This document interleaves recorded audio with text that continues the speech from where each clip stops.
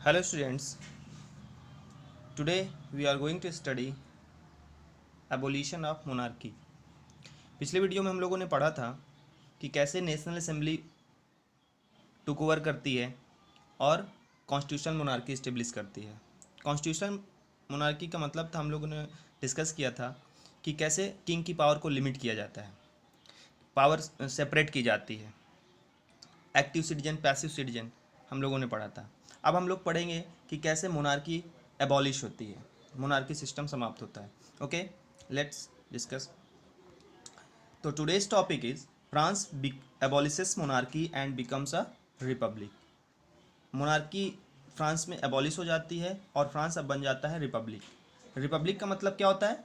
Means where the head of the state is an elected person, जहाँ पर किसी country का जो हेड होता है वो एक इलेक्टेड पर्सन होता है, that is republic. Got it?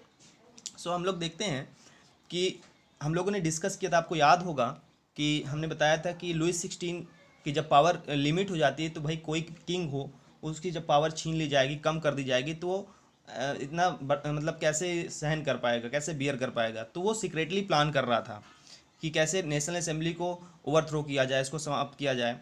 तो Louis 16 secretly plan on overthrow of national assembly with king of Prussia and Austria. Louis 16 secretly plan कर रहा था कि नेशनल असेंबली पर अटैक करके इसको समाप्त कर दिया जाए। किसके साथ बात कर रहा था सीक्रेटली? प्रूसिया के साथ और ऑस्ट्रिया के, जो कि उसकी नेबरिंग कंट्री थी फ्रांस की। वहाँ के किंग से ये प्लान कर भाई। अब नेबरिंग कंट्रीज से प्लान करने का मतलब ये था कि नेबरिंग कंट्रीज़ के जो रूलर्स थे वो भी ये चाह रहे थे कि यूरोप में ये मोनार्की सिस्टम ख़त्म हो जाएगा। अगर जैसे फ्रांस में हो रहा है तो अदर का हमारी कंट्री के लोग भी ऐसा कर सकते हैं, रिवॉल्ट ला सकते हैं, रिवॉल्यूशन करेंगे तो यहाँ भी समाप्त हो जाएगी मोनार्की। तो इस वजह से ये लुइस 16 की हेल्प कर रहे थे। तो एक किंग दूसरे किंग की वैसे भी जनरली हेल्प करता है, तो ऑस्ट्रिया भी इसमें हेल्प कर रहा था। Other neighbouring rulers also help him. Austria क्यों हेल्प कर रहा था? आप लोगों को याद होगा, फर्स्ट वीडियो हम लोगों ने डिस्कस किया था कि ऑस्ट्रिया की जो प्रिंसेस थी जिसकी शादी हुई थी लुइस 16 के साथ, Marie Antoinette, she belong from Austria. वो कहाँ से थी? ऑस्ट्रिया से। तो एक प्रकार से लुइस 16 ऑस्ट्रिया के दामाद थे। तो ये ऑस्ट्रिया इनकी हेल्प कर रहा था कि मतलब प्रूशिया और ऑस्ट्रिया मिलकर नेशनल असेंबली पर अटैक करेंगे और नेशनल असेंबली को ओवरथ्रो करके फिर से मोनार्की सिस्टम एस्टेब्लिश करेंगे। ठीक है, but before this could happen national assembly declare Wars against Prussia and Austria. ऐसा कुछ होता उसके पहले ही नेशनल असेंबली ने प्रूसिया और ऑस्ट्रिया पर अटैक कर दिया। ठीक है, वॉर डिक्लेयर कर दिया। अब इस वॉर में कौन कौन से लोग सम्मिलित थे, कौन कौन से लोग शामिल हुए? thousands of volunteers joined army, thousands of volunteers of France they joined the army। आप लोगों को पता है ये कि जो नेशनल असेंबली थी उसमें जो थर्ड स्टेट के लोग थे वही लोग थे जिसमें जो 25 ईयर्स से एबव थे और जो 3 days वेजेस लेबर्स वेज जो टैक्स पे करते थे वो लोग इसमें शामिल हुए, वोटर्स बने। तो ऐसे लोग तो थे ही, इसके अलावा भी बहुत सारे ऐसे लोग थे जो अपने आप को इनरोल करा रहे थे आर्मी में। कंट्री के बहुत सारे थर्ड स्टेट के लोग जो अपने आप को इनरोल करा करके आर्मी में मतलब इस वॉर में हिस्सा ले रहे थे। ठीक है, एंड द सॉन्ग मर्सलीज। अब ये जो सॉन्ग था मर्सलीज, ये जो लोग ज्वाइन कर रहे थे आर्मी को, they were singing a song that was Marseillaise. ये लोग जब आर्मी ज्वाइन करने यानी जब वॉर में जा रहे थे तो ये लोग एक सॉन्ग गीत गाते हुए जा रहे थे, उसका नाम था मर्सलीज। मर्सलीज जो कि आज फ्रांस का नेशनल एंथम है।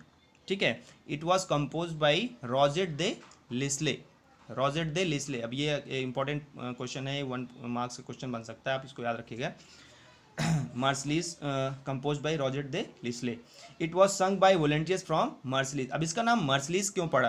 क्योंकि जो वॉलेंटियर जो पीपल्स थे फ्रांस के, जो लोग आर्मी या वॉर में जा रहे थे, तो वो लोग मार्सलीज एक प्लेस है फ्रांस में, वहाँ से होते हुए जा रहे थे। मार्सलीज एक प्लेस का नाम फ्रांस में, तो वहाँ से ये वॉलेंटियर्स निकले और रास्ते में ये गीत गाते हुए जा रहे थे, इसलिए इस गीत का नाम मार्सलीज रख दिया गया। सीधा सा कॉन्सेप्ट है और ज़्यादा कुछ नहीं। क्लियर? सो गॉट इट कि इसका नाम मर्सलीज कौन क्यों पड़ा और ये किसने कंपोज किया था। ओके, नाउ अब इसके अलावा हम लोग देखते हैं कि revolution further demand greater political equality. अब ये बहुत सारे जो लोग थे फ्रांस के थर्ड स्टेट के लोग जो थे, ये पॉलिटिकल इक्वालिटी चाह रहे थे। मतलब कि ये लोग सभी लोग, इक्वालिटी का मतलब पॉलिटिकल, क्योंकि अभी हम लोगों ने डिस्कस किया था कि जो जिसकी उम्र 25 साल थी, वो जो 3 डेज का लेबर्स वेज जो टैक्स पे कर रहे थे, वही लोग केवल इलेक्टर बन सकते थे, वोटिंग राइट था उनके पास। जो ठीक है, तो सभी लोग, अब सारे लोगों को क्या था कि जब आर्मी ज्वाइन करने लगे, वॉर में जाने लगे, तो सबको एक प्रकार से एक राइट मिल गया कि वो पॉलिटिकल क्लब्स बना सकते थे। ठीक है, तो वो लोग अपनी पॉलिटिकल इक्वलिटी लाने के लिए वोटिंग राइट की डिमांड करने लगे। जो वीकर सेक्शन था, फ्रांस का जो थर्ड स्टेट था, उसके जो वीकर सेक्शन, क्योंकि जो वीकर सेक्शन जो हमने डिस्कस किया था, पैसिव सिटीजन के बारे में डिस्कस किया था, जो कि वीकर सेक्शन से बिलोंग करता था। ठीक है, तो ये वीकर सेक्शन वोटिंग राइट की डिमांड कर रहा था, करने लगा। अब इस प्रकार से धीरे धीरे रिवॉल्यूशन बढ़ने लगा, रिवॉल्ट करने लगे, और ये अपने नए नए पॉलिटिकल क्लब्स फॉर्म होने लगे। तो इस पॉलिटिकल क्लब्स में एक प्रोमिनेंट पॉलिटिकल क्लब बनकर आया था जैकोबिन क्लब। ठीक है, जैकोबिन क्लब एक इंपॉर्टेंट पॉलिटिकल क्लब था, जो कि इसी वीकर सेक्शन के द्वारा फॉर्म किया गया था, जो लोग इक्वालिटी चाह रहे थे, पॉलिटिकल इक्वालिटी। तो अब हम लोग देखेंगे कि एक्चुअल में जैकोबिन क्लब क्या था। क्लियर? तो आप लोगों ने यहाँ तक समझा कि कैसे नेशनल असेंबली के ने कैसे वॉर डिक्लेयर किया, कौन कौन से लोग थे जो वॉर में गए। ठीक है, तो आगे देखते हैं एक्चुअली ये जैकोबिन क्लब क्या था, कौन था, किसके द्वारा फ्रांस की फ्रेम किया गया था। ठीक है, Jacobin club got its name from convent of Saint Jacob in Paris. Convent of Saint Jacob in Paris, convent का मतलब जैसे कि एक रिलीजियस प्लेस के बारे में, जैसे चर्च है, ये एक रिलीजियस प्लेस होता है, वहाँ का जो सेंट जैकोब था पेरिस में, उसी के नाम पर ये पड़ा जैकोबिन क्लब। ठीक है, इसके मेंबर्स कौन लोग होते थे? Members mainly from less prosperous section of society.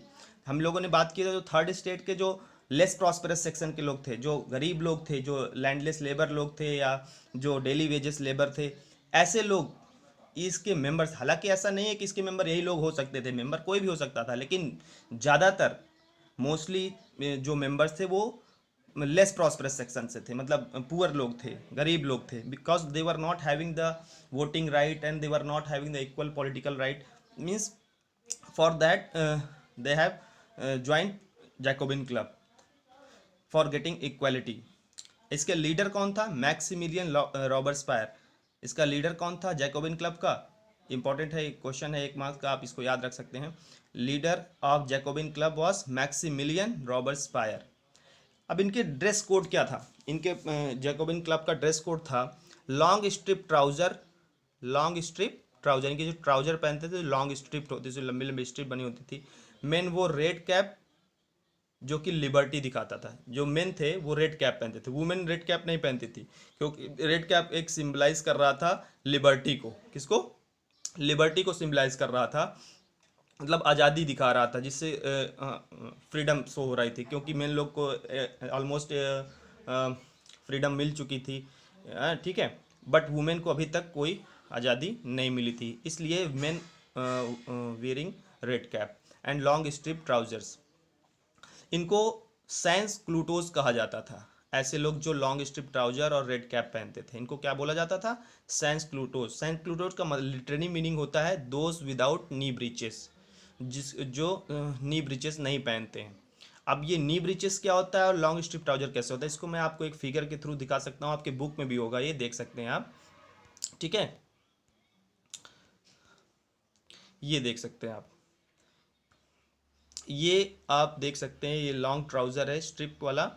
ठीक है, मैन रेड कैप पहने हुआ है, और ये जो नी ब्रिजेस की बात कर रहे थे हम, ये नोबल फर्स्ट स्टेट और सेकंड स्टेट के लोग पहना करते थे। एक ये जो बूट होता, लॉन्ग बूट होता था नी तक, इसको नी ब्रिचेस बोला जाता था। ये अब जैकोबिन क्लब के मेंबर्स ये नहीं पहनते थे, मतलब ये डिफरेंट अपने आप को दिखाना चाह रहे थे कि ये लोग फर्स्ट स्टेट और सेकंड स्टेट से अलग हैं, इसलिए ये लोग ऐसा ड्रेस कोड ना पहनकर एक डिफरेंट ड्रेस कोड को अप्लाई कर रहे थे, पहन रहे थे। ठीक है, जिससे वो फर्स्ट स्टेट और सेकंड स्टेट से डिफरेंट लगे। तो फर्स्ट स्टेट और सेकंड स्टेट के लोग क्या करते थे? ज़्यादातर नोबल और क्लर्जी लोग होते थे, वो लोग ये पहनते थे। Got it? You can look it in your book. Now you can see, ये तो आपको समझ में आ गया सैंस क्लूटोस कौन थे, those without knee breaches. Dress code इनका कैसा था? रेड कैप क्यों पहनते थे? रेड कैप लिबर्टी शो करता था।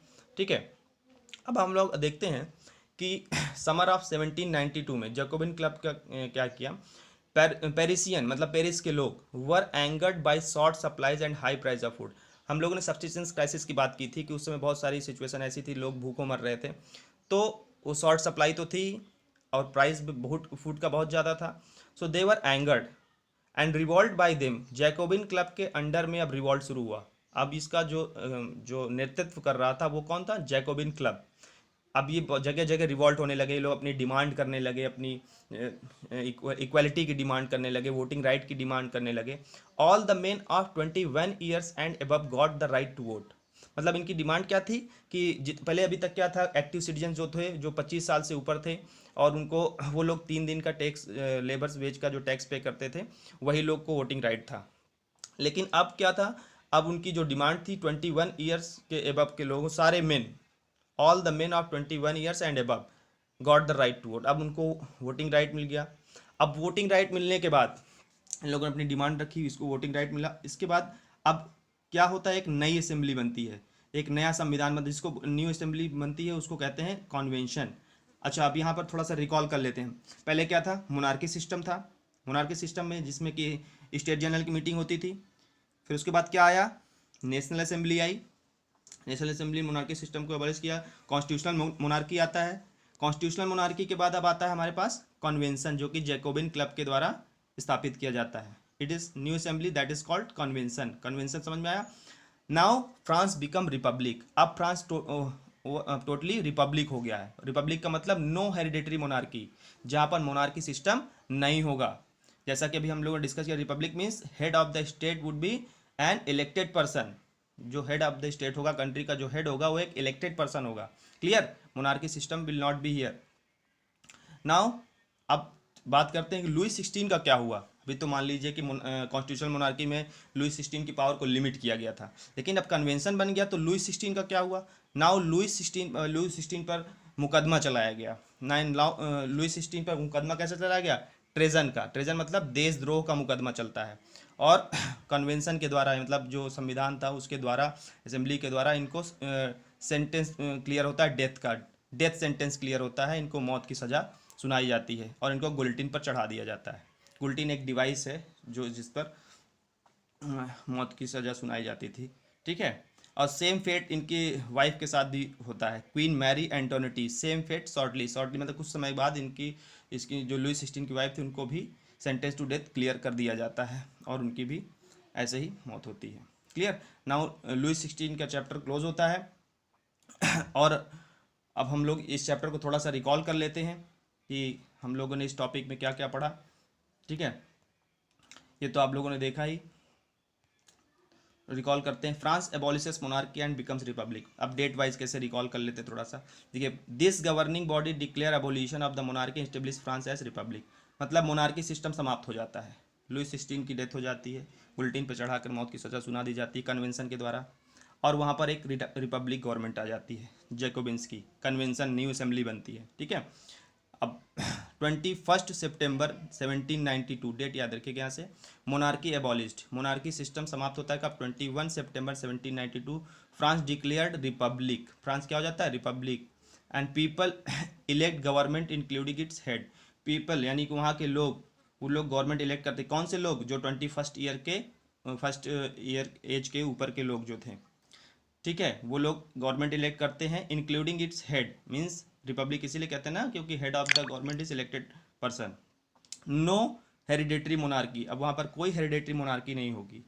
Now Louis 16 executed publicly. Publicly उसको डेथ सेंटेंस सुना दिया जाता है ऑन 21 जनवरी 1793।